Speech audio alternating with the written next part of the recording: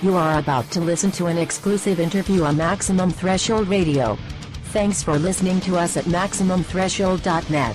Horns up, fists in the air. Maximum Threshold, you're on the air. Hey, this is Jerry Appill calling in. Hey, Jerry, what's going on, man? Hey, I'm just calling in to say hey to you guys. Nice, man. So what's the haps, man? What's the what? What's the haps? What's shaking, bacon? What's sizzling, lean? Quite a bit shaking, man. A lot going on these days. I hear you, man. Good stuff. I'm glad you called. I tried to get a hold of you a couple of weeks ago to get you on here, but we've been working with DA there, and it's real cool that we finally got you on here. Yeah, glad to be here, man. And in the studio we have Dave and Michael also, as well as myself, Dom. Good evening, Jerry. How are you? Good evening. I'm doing great. How you doing? Good. I'm excited that you're on the fast track to recovery. I know it was pretty rough there for you for a while. Yeah, there were times when it was very, very rough. I was thinking, I might not make it through this. Well, actually, I didn't know that because I was dead at the time. Damn, I didn't even know what happened to me. But, situations like that, man. It's and you think back to that. It's got to be like cross between like mind-boggling, as well as the thought of saying, "Hey, I got a second chance at life, man, and it's time to make some changes or to work on some new things." And the Mayans were sort of right in a way. Yeah, for me. Yeah. It's all those things, man. Mm-hmm. It was definitely mind-boggling, definitely life-changing, and but ultimately things have turned out better than I could have ever imagined. I can't imagine my life now without the heart attack. It's probably one of the greatest things that's ever happened to me. Wow, I could say that about a divorce, but was there a point during your recovery that you thought you might not get to play the drums any longer? There was. When I was in the hospital, I thought to myself, I don't know if I'll ever be able to play again, and I didn't even know if I'd ever want to play again. It just didn't seem to matter at that point. All I could think about is, I just have to get well now. I have to get better, and at the same time, I felt I'm going to be better than ever, which I actually am now. But it was a bit of a road to get to that point. But yeah, I thought I might not ever play again, and at that point, it didn't really even matter to me if that's the right thing, because everything was just so different. I remember the moment. You barely walk. I remember the moment when they started passing, the word started going out there about you, and the whole online community, as I saw it, really was shooken up by that. Everyone was totally shocked at this, but it was real cool to see that everybody just came together, as one hard rock metal community, and was putting their prayers out and positive messages out there, and as you know as well as we do, everyone's grateful. Everything worked out the best way. Oh, thanks, man. And I will have to say that the love I felt and the support and everything you just said, it's just been overwhelming to me, man. I can't be thankful enough for all the love I felt. It's just been incredible. I'm sure that's a big part in helping me make it through all this. Oh, yeah. So what was after you got out of your coma and all that, and then people came to you and told you what happened? What was the things that you talked about to them? Well, when I first came out, I had this trach in my throat. Yeah. And I could barely talk at all. I could hardly get words out. And so I tried not to talk too much because I just couldn't really do it. But I look back on everything now, and it almost feels like it didn't even happen because I've come so far from that point where, like I said earlier, I'm actually better than I've ever been in my life. I mean, literally. I mean, the tests that are taken, everything about my body now is better, and it's just mind-boggling, like you said earlier, to think about all those things, that did happen to me, and that I'm now at a place so far beyond that, it's incredible. I don't remember the first things I said to people. I just don't know. So you're like the $6 million man. They built you better. They put you back together and made you better. That's right. Yeah, it's kind of like that. My cardiologist calls me the Wonder Boy and things like that. I remember at one point I'm in the hospital, and he comes in, and he thanked me for making all the doctors look so good. He said, because I was just doing well. Mm-hmm. I guess I recovered quickly. I don't know. I mean, that's my only experience. I don't know what's supposed to happen, but that's what happened to me, and I just became better and better. How was your drum playing after coming back? Do you feel like you're stepping up your game a bit, or are you like in that same mode as you were prior to? Well, in some ways, I feel like I'm able to step it up a bit because I feel like I have more energy now. I feel better now, and I feel stronger now in a lot of ways. So I think I have the ability to step it up. Whether or not I do, I don't know. So I feel good about what I'm doing. Yeah. So I'm not. I know that you had this health issue, but I never saw what it caused it. What caused your such a extreme heart attack on your body? Well, what it was, I had 100% blockage in a main artery. That would do it. And from what I understand from my cardiologist now, and the doctors tell me, a lot of it was just genetic. Mm-hmm. There really wasn't a lot I could do about it. I mean, I could have probably eaten a little bit better, but I was really trying. I mean, I was trying. I was running. I was trying to eat okay, and take care of myself. But as I look back now, I realize that up to that point, I was dying. It was inevitable. It was going to happen no matter what I did at that point. And it just did. It took me down. And had I been alone, had my wife not been there, I wouldn't be talking to you right now. How long were you out before she? How long were you out before she found you? Well, she saw it happen. Oh, okay. I mean, we were in the house together. We had come home that night. I guess I sat in with a band, a local band here, and I don't remember this. Mm-hmm. And she tells me that I felt feeling weird, and I was holding my chest and stuff, and then I started like running in the kitchen like I do just to make myself feel better, and thinking that's going to help. I thought it might have, and she said I went. She wanted to take me to the emergency room. She said, "Look, we got to go to the emergency room." She said, "No." She told me. I said, "No, I'm okay. I'm going to be okay." And she said, I went into the bathroom, and she heard me drop. And she walked in there, and actually, I don't know if I think she actually saw me drop. Yeah, she told me she just saw me fall to the floor. And I hit my head on the floor real hard. And, basically I was dying. And, she tried to revive me and called 911. And, they came, took me to the hospital, put a stent in. I was in a coma for about 3 weeks, living a life. Did you? I had an apartment in L.A. at one point. I was visiting my kids. I was living with one of my sons in Houston somewhere. I was hanging out with Steven Tyler on American Idol. I was going to do some Aerosmith songs with Steven. I was going to sing with him. I remember thinking, I really don't sing Aerosmith songs. I guess this is the gig, I'll do it. That's the kind of, I was going through all these things when I was in the coma. Mm-hmm. And it didn't feel like dreams to me. It felt like reality. And it still kind of does. I know that I'm the only one that experienced that. I don't know, because you were so basically if you're in a coma, you're in a dream state, but it sounded like you were actually having a pretty cool one at it, because you could have had great. You could have had a nightmare that just would have kept going on, and it would have really sucked.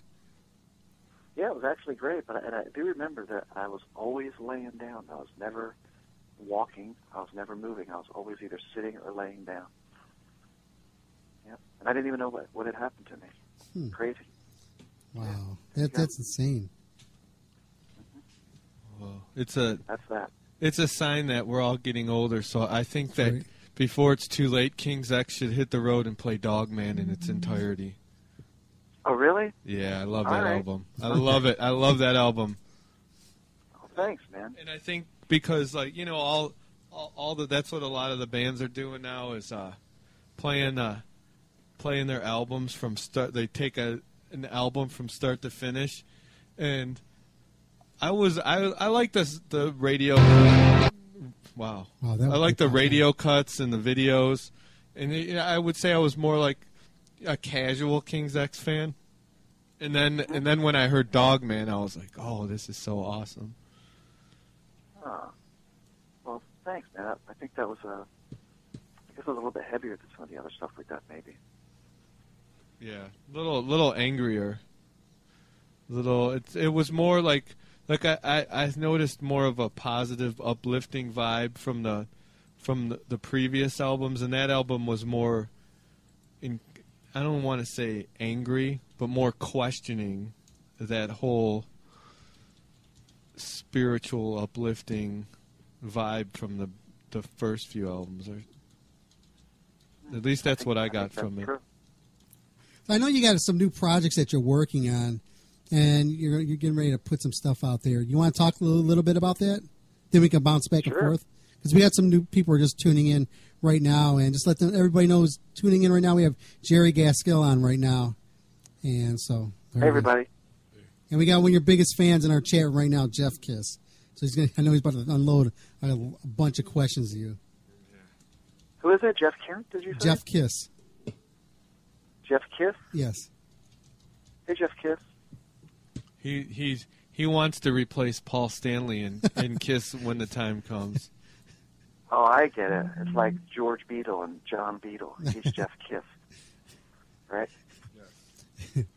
That's his other, how do you say it? Their alter ego. His alter ego.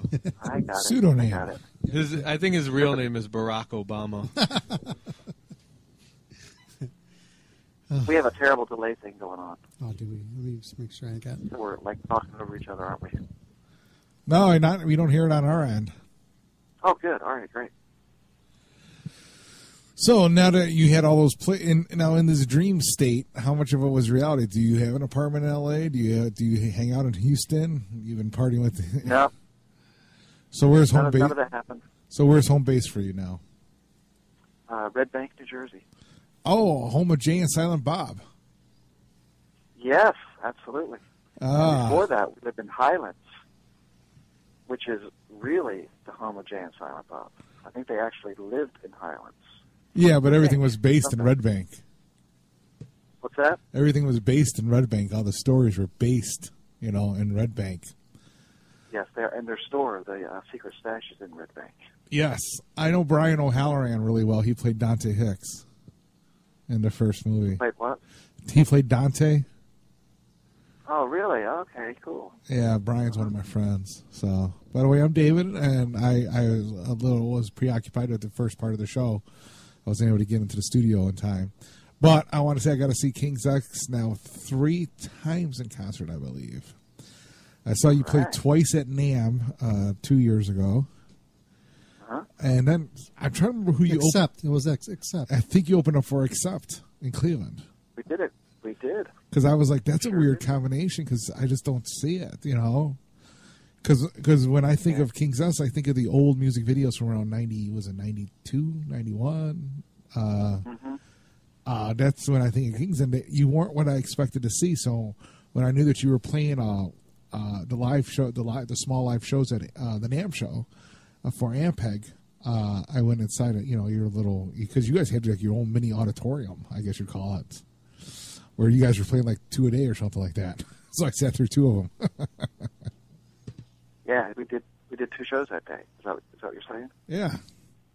Yeah, we did. It was so great. that was my Had a 3 great times time. seeing you guys. Yeah, All right, awesome. I think I saw you 3 times as well. And each time I left even more impressed than the last year. The musicianship and the harmonies were just top notch. Which leads me to this. How sick and tired are you of hearing everybody tell you, "Oh, you guys should have been huge"? Well, it's nice to hear. It's a nice little thing to hear. But it would be nice for sometimes I would rather hear people say, "Man, I am sick and tired of hearing that song on the radio." Yeah. You know what I mean? Yeah, you'd be That like, means we'd be making money. I'm sick and tired of those royalty checks. Yeah, exactly. That's what I'm saying. But Well, I don't I don't like AC/DC. I don't mind hearing it. It's a nice thing for people to say. Well, that's cool. That's cool. I know that at the NAMM show, everyone in your band that was doing sign-ins had absolutely monstrous-sized lines to sign for their autographs and so on like that. I was like, Jesus. I mean, there was a huge amount of lines. Yeah. Well, like, I look at King's X almost like that one, the comedian, Louis C.K., or whatever his name is. He was considered the comedian's comedian. Like, every musician, not 8 or 9 out of 10 are King's X fans. Well, Rex Brown was talking to me about them. Yeah? Yeah, he was saying he says he can learn more from watching you guys play than he can from ever practicing.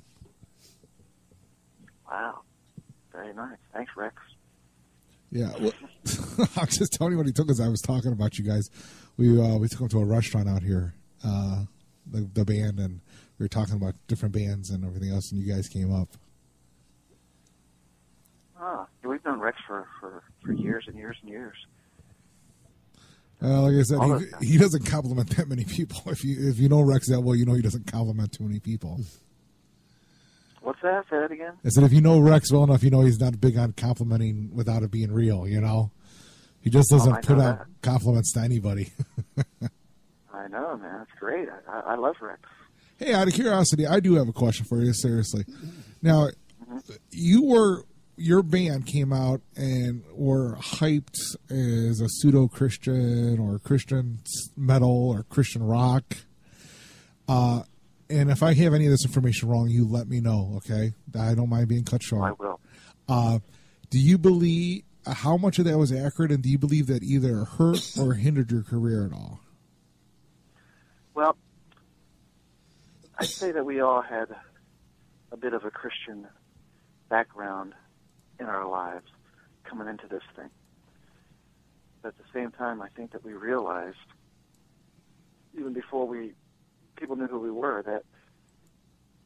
that wasn't where we needed to be.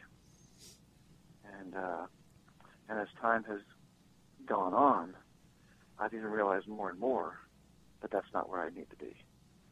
And there was a time when I called myself a Christian. I think there was a time when we all called ourselves Christians. Well, I can't really speak for anybody else, but so I think those things just followed us along. We wrote spiritual type lyrics, or whatever you want to call them, and Christian type things, especially Doug. I guess we all did. I don't know. And so that just kind of got put on to us.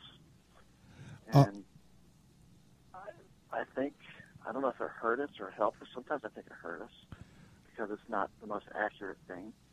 And as time has gone on, like I said, I've come to realize that I can't call myself anything like that.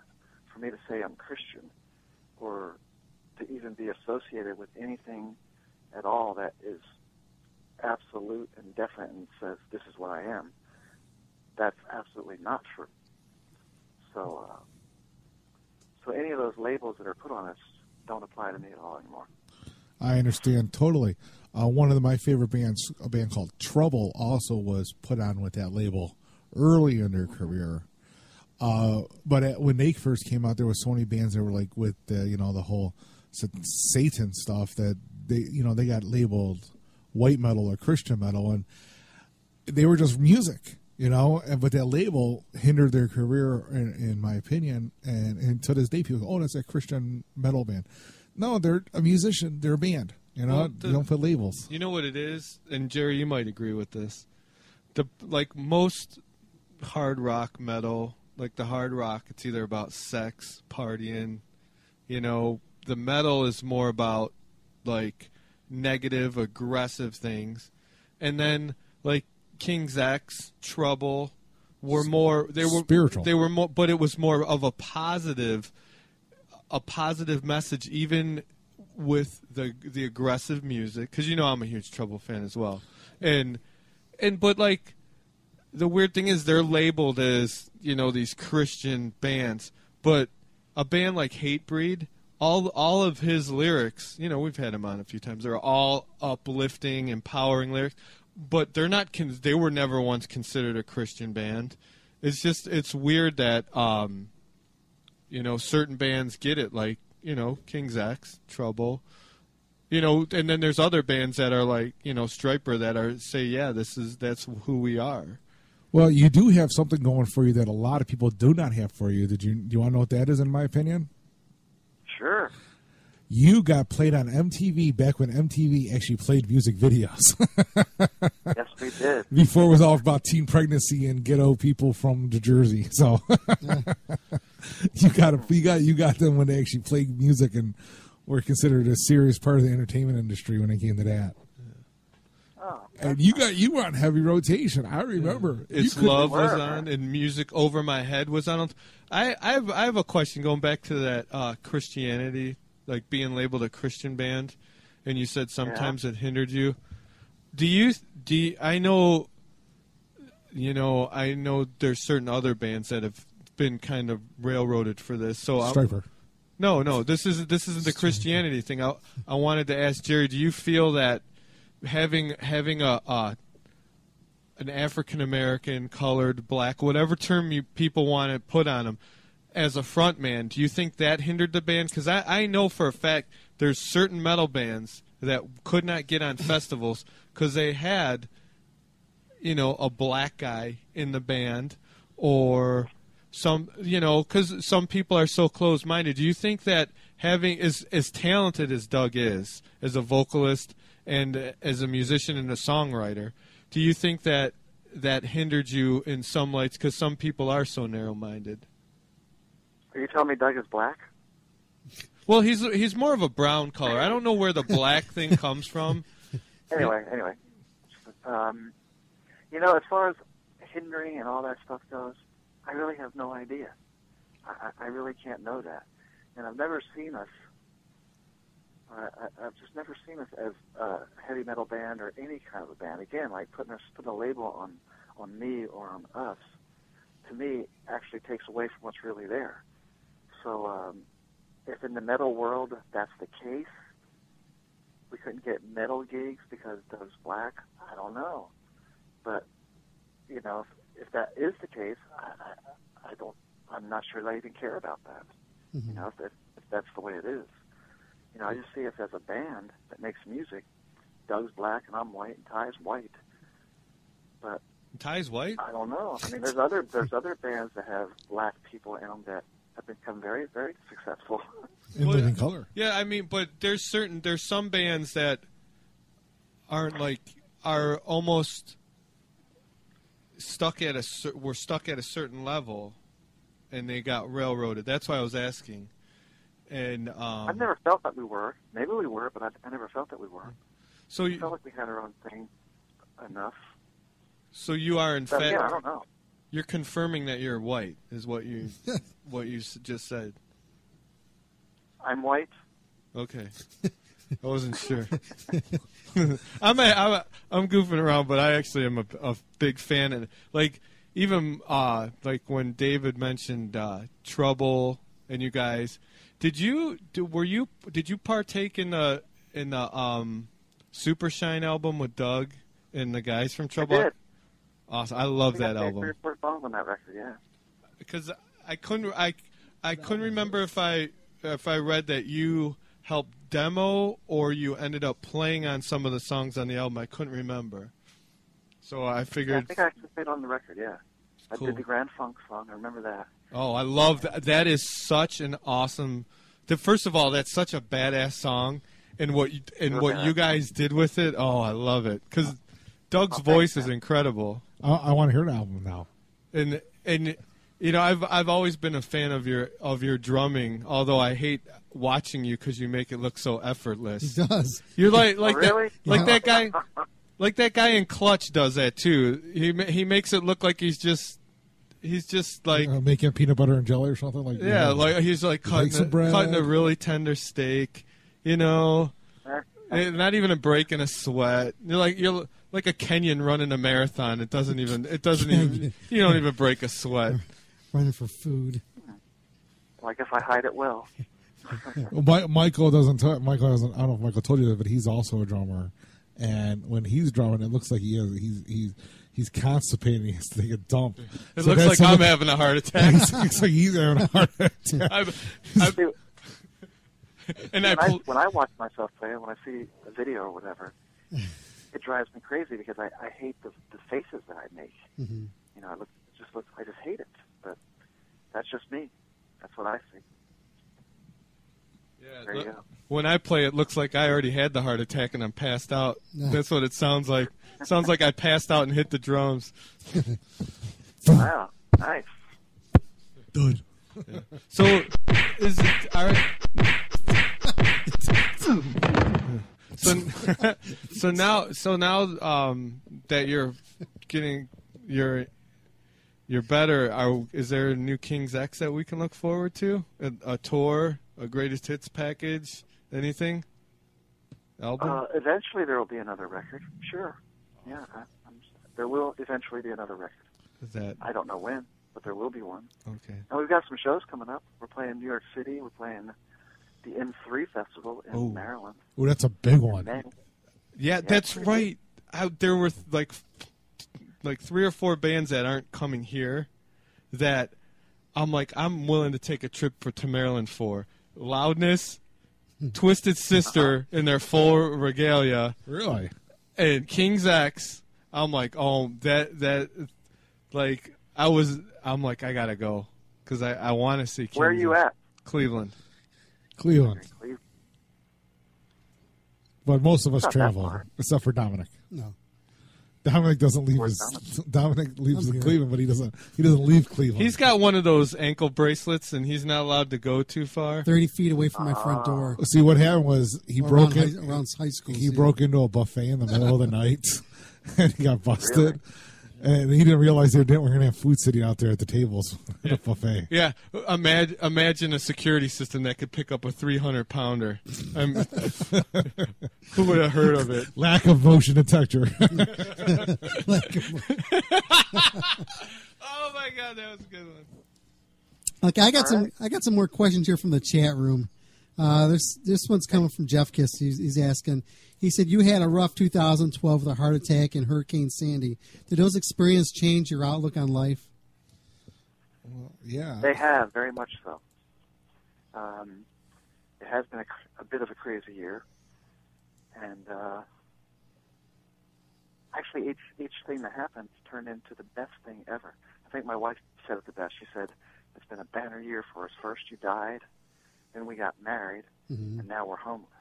Damn. You know, but each one of those things, because mainly, and in many ways, because of the fans and the support from people all over the world, have turned into the best situations ever. Mm-hmm. You know, and like I was saying earlier, I'm in better health. I eat differently. I've changed the way I see things. You know, for the most part, everything is different and new to me now. Mm-hmm. And I'm hopeful. I know that things can be okay. It's just a matter of, I think, how you approach things and how you take it in and deal with it. You know. Gotcha. And the same way with Sandy. Mm-hmm. We pretty much lost everything we had in Sandy, and now we're in a position where we're moving into the home that we've always wanted to move into. And again, because of support from fans and friends, and overwhelming. It's just been overwhelming. And Sandy, I mean, because of the storm Sandy, there's these new deals in buying houses that are incredible. And we were able to get in on that. So everything just continues to be better. It's like always darkest before the dawn. Yeah. So basically, dark moment this year. So basically, you're saying that if you were to take this to pen to paper, you got an amazing country music song going on. In reverse, yeah, though. I guess so. In reverse. Yeah, in reverse. I lost my life. I lost my house. I lost my dog, my truck. Actually, I gained a dog. Actually, I have a dog now. Oh, what kind of dog you got? We love Another dogs. What kind of dog? We love dogs. She came from Puerto Rico, and she's like a Chihuahua miniature pincher mix. What kind of pincher mix? Chihuahua. Oh, that's what I got. I Chihuahua have, miniature pincher What mix. part of Puerto Rico? Juanadilla, San Juan? Where? The dog's not talking. Rancoon. My ex-girlfriend's from Puerto Rico. I think they came from the same village. But your dog smells better. I missed that. I'm sorry. He said, I'm sure she does. I love the way she smells. no, what he's saying is my ex-girlfriend came from Puerto Rico, too. I bet you they know each Who other. came from Puerto Rico? My ex-girlfriend came from Puerto Rico, too. Oh. And then Michael was like, yeah, but his dog smells better. Oh. Well, what were you doing with her? She smells so bad. Eating Juana Diaz's. No, not Juana. The Pina Diaz's. Actually, I love Puerto Rican food, to be honest. I'm going to Puerto Rico in March. Wait a minute. For a show or for vacation? Vacation. First one ever in my life. Dave Really? loves every kind of food. Don't act like you just like Puerto Rican food. I love most food. I love most food, but I really like Puerto Rican food. Is that what you're going to say? No, I like that. No, they got great food there called... Just don't like the way the... No. They got good food there called Pina Diaz's and Guamanimos. You just go to any restaurant and say Pina Diaz's and Guanimos, and they'll set you up. All I know is on Man vs. Food, they had some giant pig thing that they made, and it looked so good. Oh, They eat pork in that country. They do not eat healthy. that's all right. Well, this man wants to eat Speaking of, healthy. you want to know what I eat these days? Yes, go ahead. Now that you're... Yeah, no. All right, let's talk about what I eat these days.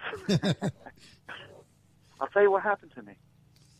My friend Doug, who we all know and love, sent me a link to a movie called Forks Over Knives. Oh, I've heard of that. I had to watch this with my wife, but I watched it alone, and it just made sense to me, and it changed the way I feel and see eating. And again, I don't say I'm anything. I'm not going to say I'm a vegan. I'm not saying I'm a vegetarian. I'm not saying I'm anything. But it's basically all about eating plant-based foods and only plant-based foods. And it just totally made sense to me. And from that moment, I've changed the way I eat just because I want to. Well, That's where I'm at. I love vegetarian food. I mean, if food is done right, you will not lose anything as far as flavor, taste, and going. If it's prepared, You wrap it in bacon. Yeah. Absolutely. No, I love Chinese That's food. the food I've discovered. I love Chinese food, and I mean, if you use the spices and everything else the right way, it is fulfilling and tastes good. And Incredible. I mean, Absolutely. I mean, Best food I've ever eaten has been since I died. I made vegetable lo mein all week this week, hot and spicy, and it was delicious, and there was no meat anywhere involved. Listen, there is nothing better than going to a PETA rally, eating a big triple bacon burger. I dated a girl, and I'm convinced we split up because she became a vegetarian and joined PETA. Well, that and she was crazy.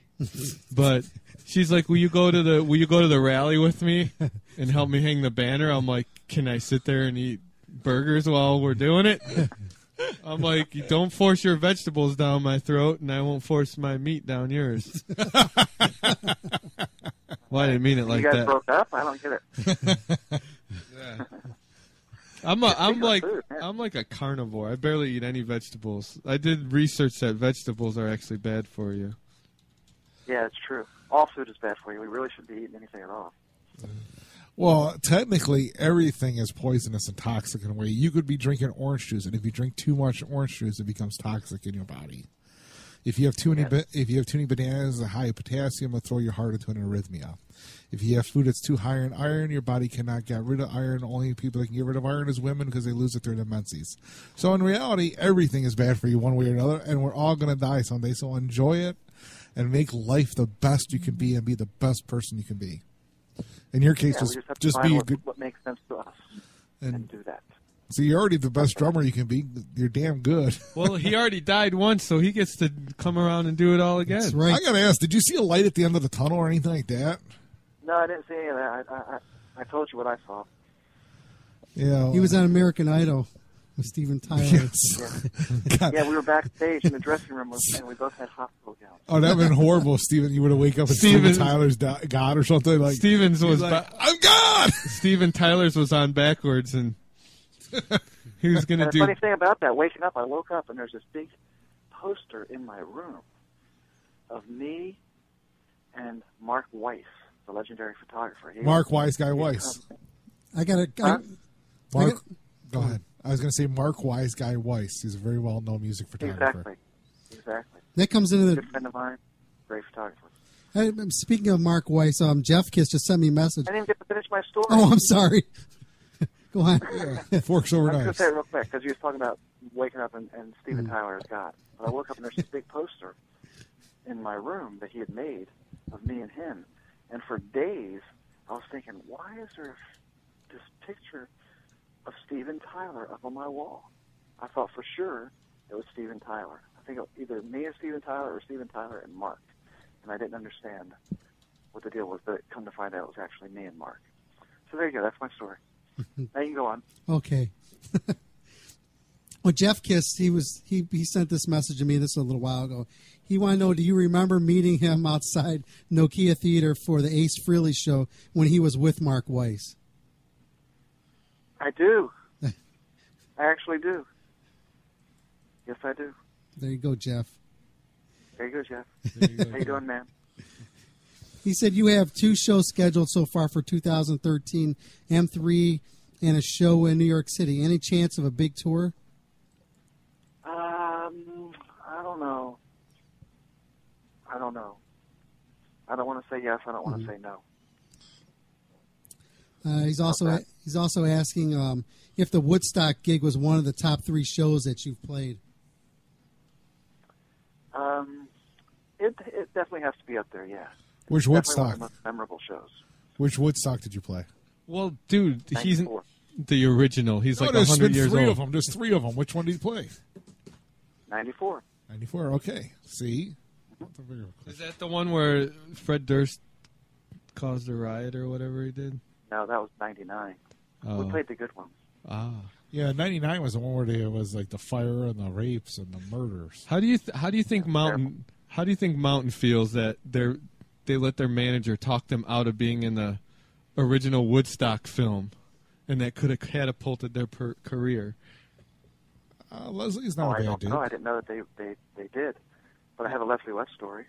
Yeah, go ahead. I like Leslie. Don't even tell me you own his leg. Huh? Yeah. That'd be awesome. I woke up in the hospital and his leg was next to It me. was autographed. From Leslie. Really? Wow, that's wild. It's like a rabbit's foot. He carries out a keychain. Go ahead with the Leslie West story. We love Leslie. Oh, well, my Leslie West story. I went to see him one time. He invited, I guess his manager or somebody took me back there to meet him. And as soon as he saw me, he said, hey, come sit down next to me. He said, I love you guys. I love your band. He said, let me tell you a story. He says, you guys, I heard you on the radio, and I never go to record stores, so I never go to record stores. When I heard you guys, I had to go to the record store myself and find the record and see who you were. And there you go. He loves King's X. Well, that's cool. I was a big Mountain fan. I loved Mountain. I like Mountain To hear too. that from him was, quite an honor. He's such a great guitar player. So what a overlooked. tone, what a feel. Oh yeah, a lot of motion and that stuff with him. Yep. So you're friends with Anyway, Mark. You're good friends with Mark Weiss, huh? Yeah. I too am a rock concert photographer and rock Me too. photographer. No, Dominic, don't mess around. I hate when you do that. I'm actually a professional photographer. I own a photo studio and I shoot a lot of bands and work for a lot of magazines. But Mark was one of my idols growing up because I used to read the old Circus magazine about 82, 83. And I saw the photos back then and I knew that's what I wanted to do with my living. And that's how I started. So he does like what other bands influence, like you've influenced other drummers to start drumming, or like when you were a kid, other bands influenced you as this is what you want to do. Mark was one of my main influences in life. Wow. Do you know Mark? No, I've never met him ever. I mean, I photographed just about everybody in the world, whether it be a major political celebrity or a rock star or a movie star. We just have not yet met. But if you ever talk to him, tell him that, hey, there's a David K. Photo in Cleveland. Is a huge fan, and that's how I got to start because of him. So what's your name again, David? Well, my website is I just go by David K Photo. So David K is David K Photo. Yeah. Okay. So if you go to davidkphoto.com, I remember that. and I'll just say this guy is the stuff. Actually, one of the major men's magazines did a huge article on me a few months ago on my concert photography and rock and roll photography. Is that Mad Magazine? No, it's a men's magazine. I just don't want to say it because Very nice.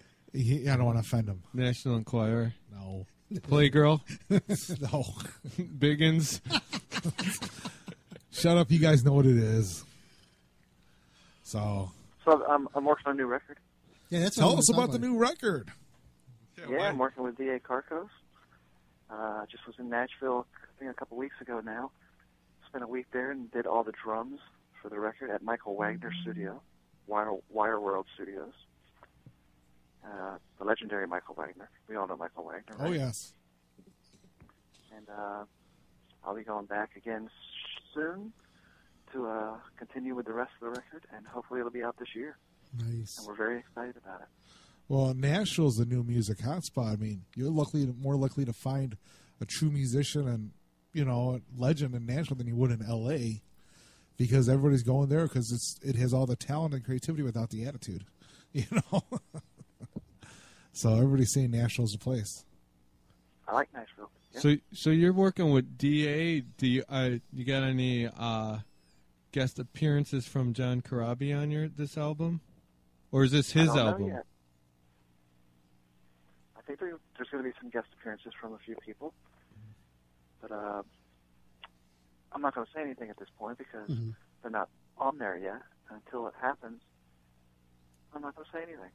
So I don't want to say something that doesn't happen. Fine, be that way. How about that? He can be any really way. exciting, though, man. It'll be really, really exciting. He can be any way he wants to be. He's the guest on the show. I'm joking. Calm down there, Slim. Hey, at the end of the dude. Hey, listen. He toured the world. Been up and down in the music industry. Had a freaking heart attack. Had his home wiped away. Now he's back on top again, playing all over. You know what? The dude gets props for me. Thanks, man. Eddie knows Mark Weiss. Oh, well, he had my props just from being in King's X because they wrote some great songs, and hopefully there'll be some new great songs to add to that. I don't want to say it in the past. There will be new songs. I do have a couple and they questions. will be great. I have a couple questions to music related for you. A lot of drummers play in the background, I should say, and they really don't part of the creative process of writing the songs. And some drummers are heavily involved, and it's like a group effort with everybody. When you're with King's X, or even with this new project that you're working with, do they basically say, okay, play whatever drums you want underneath, or are you there creating with them while they're coming up with the riffs and the guitars and the bass? When it comes to the writing part of it, I'm not talking about recording. I'm talking about their creative process. Well, it just depends. We've done it several different ways. We've made records where demos were completely made with, programmed drums, and so you'd have to work from that. But we've always all been free and encouraged by each one of us to put our own ideas and thoughts into everything we do, which is what I think actually makes King's X King's X. And we've also done records where we've completely and 100% from scratch written every song together with no thoughts beforehand other than let's go make a record and let's see what happens. Which do you prefer? It just happens many different ways. Is there a style you prefer? I kind of like just making a record from scratch where we all just are doing it as it comes. It feels kind of real to me. I feel like I can do what I want to do or what I feel to do, and it's going to be the right thing because that's the only thing that's ever been played. And I like that, and I like having the song already written and the structure there because you can put yourself into that as well. So it just depends on the way we do it at the time. and I don't have any preference over anything. I just, when the time is right, we do it the way we do it, and that's my favorite thing to do at the time. Cool. Hey, Jerry, we're gonna have to start I got wrapping one this more. up in a couple minutes. We just have a few more questions, and Dom has something to talk to you Okay. about. Now, I know like a lot, like you read a lot of the bands that have been together a long time, how they're not really like close. Are you, Doug and Ty, still close friends, like from when you started? I feel like in many ways we're probably closer, even though we don't spend hardly any time at all together or even speak with each other unless we're on tour or making a record or doing something as a band. Oh, it's like that. But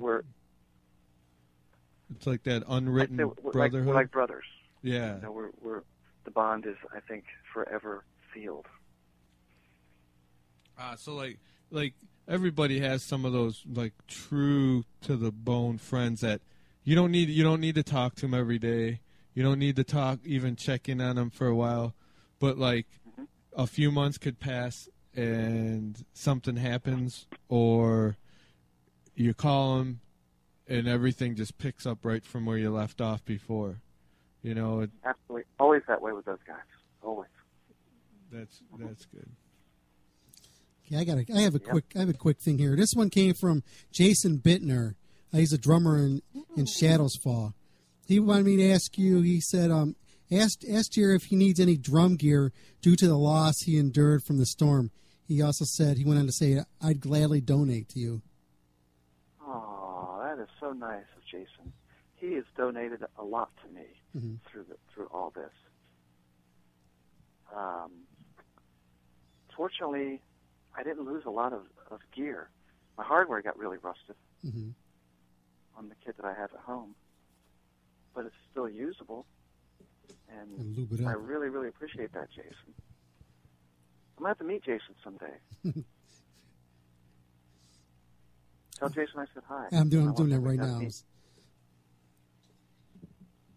Isn't it amazing that through all different styles of music, there's a bond between drummers?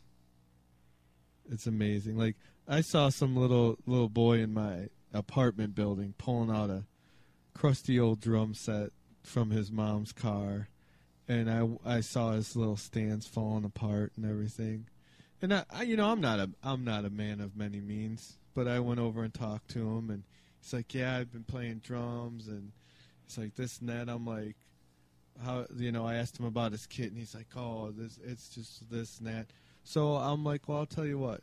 I said, "Tell me what you need, and I'll see what I got to help you out." So I gave him a bunch of my stands and stuff, and like, you can of course you can always sell stuff on eBay, but when you help someone else out, it just felt so. It was like fulfilling, because like I'm taking that tribe of drummer bond and passing it on to a young kid, and then he'll eventually pass it on to someone else. It's like we're all like got some of the same blood in us. That's beautiful, man. It's very nice. Plus, his mom was hot. Oh, there you go. That always helps. I think she was married, That's though. been the reason for most of my decisions, too. I think she was married. She's married, though. You think? I'm not sure. You get the kid's number? Huh? No. The funny thing is, every once in a while, I'll get a random knock on my door, and he'll like You're have. hoping it's her, right? Nah. I think she's married. But he'll knock on the door and say, "Hey, can you fix this, or can you fix that?" Or one day I think he was asking for some eggs or something. I can't remember. But he's like, He's a neighbor of yours. yeah, he lives in the apartment building. He's like maybe Okay.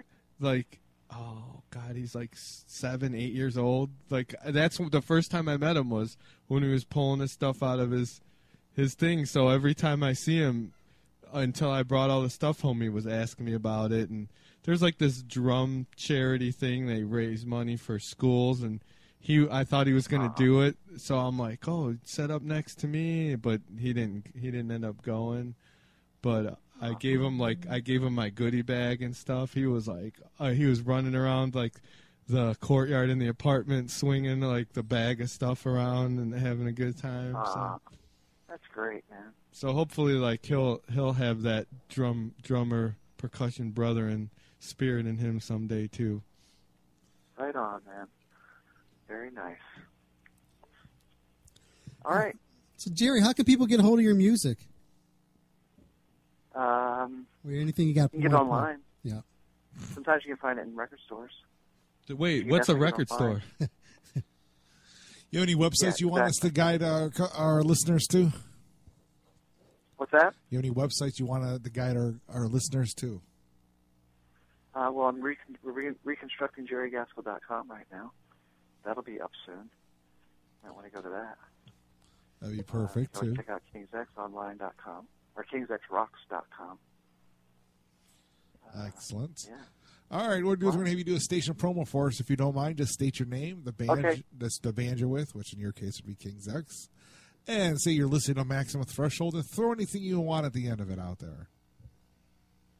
All right. Hey, this is Jerry Gaskell from King's X, and you're listening to Maximum Threshold. Perfect. You didn't throw anything out. Couldn't think of anything. It's okay. Great. We'll throw something on behind man. it. Thanks a lot, Jerry. Thank you, Jerry. Thank you, man. Look forward to seeing you in the future. Okay, man. I'll do my best. Sounds good. All right, man.